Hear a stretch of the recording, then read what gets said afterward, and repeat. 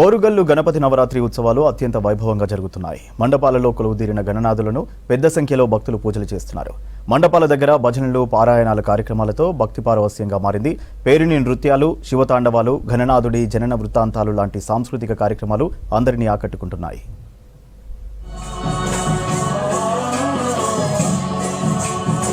వరంగల్ మహానగరం గల్లీ గల్లీలో వినాయక మండపాలు ఆ గణనాథుడి నామస్మరణతో మారుమోగుతున్నాయి.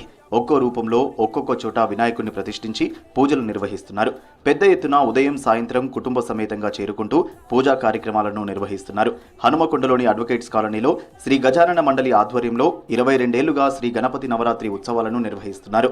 ప్రత్యేక పర్యావరణాన్ని కాపాడుతూ ఉత్సవాలు నిర్వహిస్తున్న ఈ మండపానికి ఉత్తమ జిల్లా యంత్రాంగం అందించే బెస్ట్ గణపతి మండలి అవార్డు దక్కింది. గణపతి నవరాత్రులు గజానన మండలి ఆధ్వర్యంలో ప్రతి సంవత్సరం ఎంతో ఉత్సాహంగా జరుగుతాయండి. ఉదయం సాయంత్రం విశేషంగా పూజలు ఉంటాయి. గణపతి హోమం ప్లస్ కుంకుమ పూజ మహిళలచే నిర్వహించబడుతుంది. గణపతి హోమం చాలా చక్కగా కొన్ని వందల జంటలతో నిర్వహించబడుతుంది.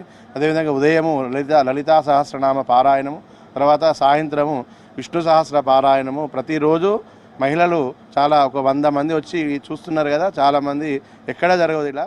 ఈ గణపతి నవరాత్రుల ఉత్సవాలను మహిళలే ముందుండి నడపడం ప్రత్యేకం. ఉదయం సాయంత్రం పూట స్వామివారికి పూజలతో పాటు నిత్యం భజనలు, పారాయణాలు చేస్తామని మహిళా భక్తులు చెబుతున్నారు. మానవ సేవే మాధవ సేవ అనే నినాదంతో రక్తదానం లాంటి కార్యక్రమాలు నిర్వహిస్తున్నట్టు చెబుతున్నారు.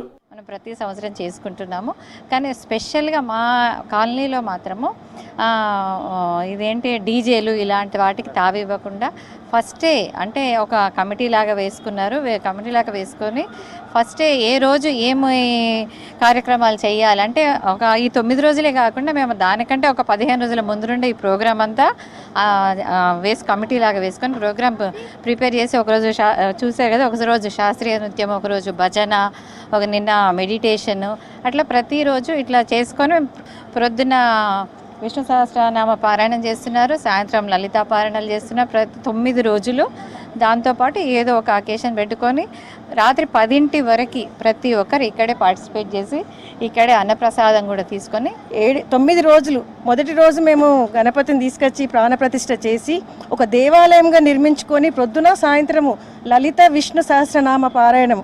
మా మహిళలందరూ కూడా చాలామంది ఈ 9 రోజులు మేము ఒక కుటుంబంలాగా కలిసి ఉండి చివరికి వెళ్ళే ముందు నైట్ మేము భోజనము అన్నప్రసాదం తీసుకొని వెళ్తాము. అంటే ఆ విధంగా మేము అందరము కలిసిమెలిసి ఉంటాము. ఇంట్లో మా ఫెస్టివల్, మా పండగ అన్నట్టుగా ఉంటాము. ముఖ్యంగా ప్రతిదీ మా వినాయకుని కాకుండా మా దగ్గర అవుతున్న సాంస్కృతిక కార్యక్రమాలకే ఇక్కడ కాజీపేట, హన్మకొండ, వరంగల్ 3 ట్రై సిటీస్లో మాదే ఫస్ట్ ప్రైజ్. ఎప్పుడు నెక్స్ట్ ఎగ్రా చేయని బ్లడ్ డొనేషన్ చేస్తారు. మా దగ్గర ఎంజిఎంకి ఇస్తాము. లాస్ట్ ఇయర్ 78 యూనిట్స్, ఈసారి 54 యూనిట్స్.